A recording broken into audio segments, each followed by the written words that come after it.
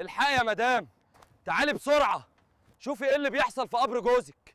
أول مرة أشوف كده. بعد ما دفنت جوزي وأول لما روحت على طول كلمني الحنوتي وقال لي تعالي الحقي يا مدام، تعالي شوفي احنا لقينا ايه، تعالوا نعرف ايه اللي حصل. والحنوتي شاف ايه لدرجة ان شعر راسه وقع.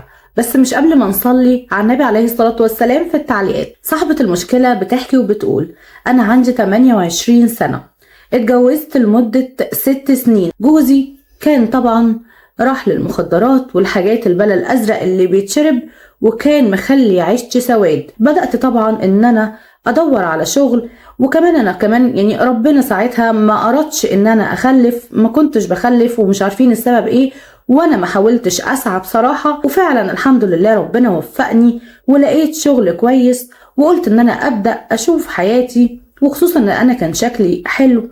والحمد لله كانت امي دايما بتدعمني وتقول لي انسي الفترة اللي فاتت من حياتك وابدأي من جديد، وكل حاجة ربنا بيعملها بتبقى خير. وكان بالاخص في واحدة زميلتي كانت طيبة جدا وحنينة جدا وكانت كريمة جدا، وكل يوم اللي هو وهي جاية الشغل تجيب معاها اكل وتجيب حاجات بصراحة كانت ست كويسة جدا وانا كنت بحبها. وفي يوم لقيتها داخلة علينا وعلى غير العادة مظاهر الزعل كده باينة على وشها، او حسيتها انها متضايقة مش في حالتها الطبيعية، الضحك والفرفشة والكلام ده كله. ولما طبعا جيت اتكلمت معاها وسألتها عن سبب حزنها قالت لي مفيش حد طبعا حياته بتخلى من المواجع او من المشاكل، وهنا كانت مشكلتها ان هي عندها اخ مراته توفت من كام سنة وكانت لسه بنته رضيعة، والبنت الصغيرة دي عندها دلوقتي 3 سنين وليها أخ عنده 9 سنين. ومن يوم ما مراته ما توفت وهو عايش في عذاب، وهو مش عارف يعوضهم عن أمهم، ونفسه ان هو يعمل كل حاجة عشان يفرحهم.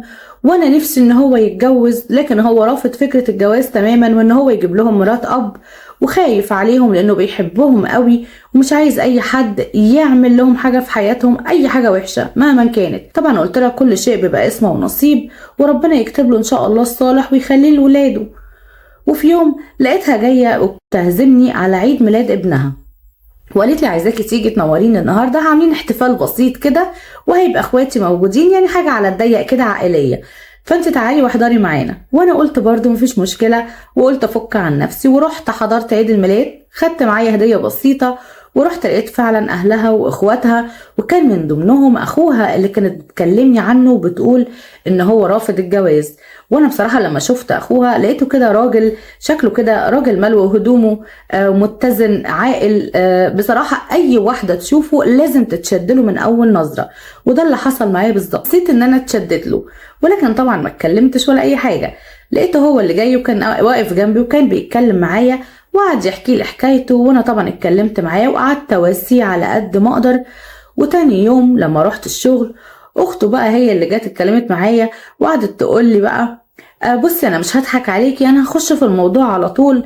انا لاحظت امبارح كده ان كان في كلام بينك وبين اخويا، والغريب ان انا لقيت اخويا جاي بيقول لي ما تكلمي لي صاحبتك كده، جسيلي نبضها شوفيها هترضى بيا ولا لا انها تتجوزني. قلت لها طبعا انت فاجئتيني بصراحه، وبصراحه اخوكي اي واحده في الدنيا، وقلت لها بصراحه اخوكي اي واحده في الدنيا تتمناه. قلت لها طب بصي سيبيني افكر.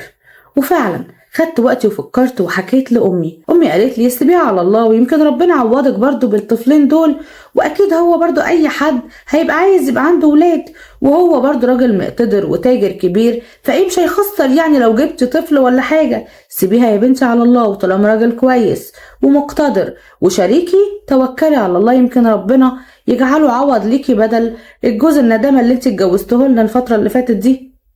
وقلت برضو ان انا اتوكل على الله ووافق، وفعلا وافقت عليه. وفعلا مر بينا كام شهر وجاي اتقدم لي والحمد لله كتبنا الكتاب بعديها بمدة قليلة. وانا طبعا بعد ما خلصنا اسبوع العسل والولاد رجعوا بقى معانا للبيت، البنت بصراحة حسيت ان هي متعلقة قوي بباباها وباباها متعلق بيها قوي، بالاخص ان انا اول لما رحت البيت واتجوزنا حسيت ان جوزي ان هو متعلق بمراته القديمة قوي، او اللي هي ربنا توفاها، ولكن حاسة ان هو زي ما يكون عايش معاها، لسه روحها في البيت، محتفظ بكل ذكرياته معاها، محتفظ بكل حاجة.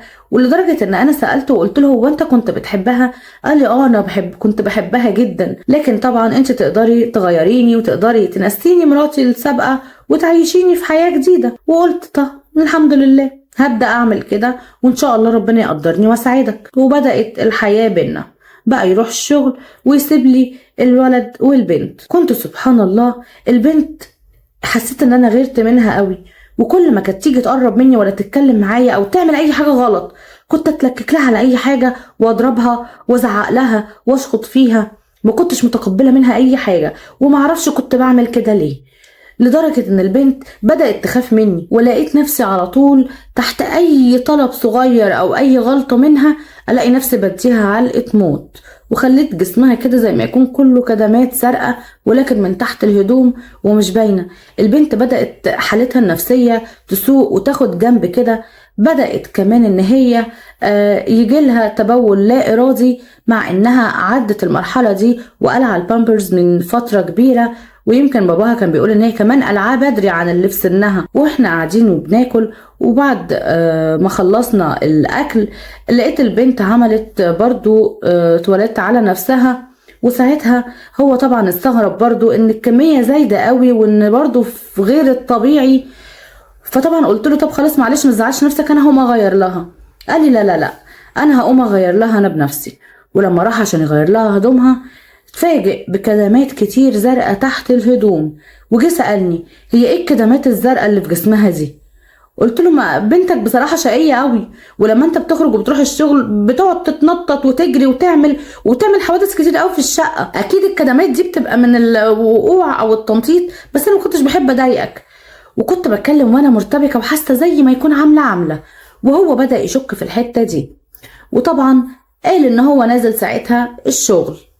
ونزل، واول طبعا ما نزل قمت ماسكه الاتنين مدياهم علقه عشان هما السبب في ان ابوهم شكك فيا. وفجأة لقيت الباب بيتفتح ولقيت جوزي قدامي، والبنت منهارة من العياط والاخ منهار من العياط، ولقيت ده في وشي ونزل فيا ضرب وسب ولعن، ويقول لي بقى انت يا كلبة اللي بتعملي فيهم كده، انت اللي مخلية حياتهم جحيم، وانت اللي مخوفاها، وانت اللي رعباها، انت اللي وصلتها للمرحلة دي، وكل ده بتمثلي قدامي ان انت كويسة وبتعامليهم كويس، وانا اللي طلعت مغفل. وقام جررني وزققني وشددني على الارض من شعري وهو بيعمل كده، ولسه بيخرجني من البره الشقة لقيته وقع طب ساكت. قعدت اصرخ واصوت والم الناس، والولاد عمالين يعيطوا ويصرخوا، وجه الدكتور بسرعة عشان يكشف عليه ولقيته بيقول لي البقية في حياتك. انا اول لما سمعت كده البقية في حياة مين؟ هو مات ازاي؟ وبقيت عمالة أأنب نفسي والوم في نفسي ان انا السبب في كده، انا اللي قضيت عليه، انا اللي عملت فيه كده، انا مش عارفة ازاي عملت كده والله. وطبعا حزنت حزن الدنيا كله عليه. انا عمري ما شفت خير الا معاه هو، ولا حبيت حد الا اما حبيته هو. الغيرة اللي عملت فيا كده وهي اللي خلصت عليه، وهو يعني كان مصدوم بسبب ولاده وان انا السبب في حاجة زي كده. وخلاص تمت مراسم الغسل والدفن، رحنا دفناه. بعد ما رجعنا اخواته طبعا ما كانوش يعرفوا اي حاجة عن اللي كانت دايرة بينا، وكانوا فاكرين بقى ان انا اهل ثقة، وقالوا لي خليكي عايشة في الشقة وخلي الولاد معاكي واحنا مطمنين عليهم. وانا بصراحة في قرارة نفسي قررت ان انا لازم اعوض الولاد دول كل العذاب اللي انا عذبته لهم، اللي انا مش عارفة كنت بعمله ليه، ودلوقتي اصبحوا يتيمين الاب والام. فانا قررت والله ان انا اساعدهم واعوضهم وافرح ابوهم في تربته اكتر ما انا فرحته في حياته، وهون عليه الصدمه اللي اتصدمها فيا. ولكن اول لما روحت البيت والولاد دخلوا الشقه جالي تليفون من الترابي وبيقول لي الحقي يا مدام، تعالي بسرعه، تعالي شوف احنا لقينا ايه. خدت بعضي وجريت على طول، واول لما قلت له في ايه لقيته بيقول لي ان جوزي عايش. اول لما دفنوه قفلوا لسه عين التربه وواقفين بيشربوا سجاره، لقوا ان الباب عمال يتزق بتاع التربة، وهنا فتحنا لقيناه ان هو عايش وطبعا لبسناه وهو يا عيني كان مصدوم وساكت وما بيتكلمش لغايه دلوقتي. انا طبعا مت من الفرح لما لقيت ان هو عايش وما ماتش. واول لما روحنا وانا كنت مرعوبه من رد فعله لقيته بيقول لي بص يا بنت الناس، انت تاخدي هدومك وتتكلي على الله وترجعي البيت اهلك، وانا مش عايزك في حياتي تاني. قعدت اتوسل اليه واستحلفه بالغاليين ان انا والله حسيت وندمت على اللي انا عملته، واديني فرصه واحده بس وانا اكفر عن اللي عملته وهعامل ولادك احسن معامله وبكره هتشوف بنفسك. قال لي ولا فرصه تانية ولا تالتة، خلص الموضوع على كده. انا استأمنتك على امانه وانت ما كنتيش قد الامانه وما كنتيش رحيمه بولاد فاقدين امهم، ويمكن عشان كده ربنا حرمك من الأمومة لأن انت ما تستاهلهاش. وعشان كده أنا بعت المشكلة عشان تقولولي أعمل إيه واتصرف إزاي عشان يقدر ينسى اللي أنا عملته فيه ويسامحني ويديني فرصة تانية أكفر فيها عن غلطتي دي.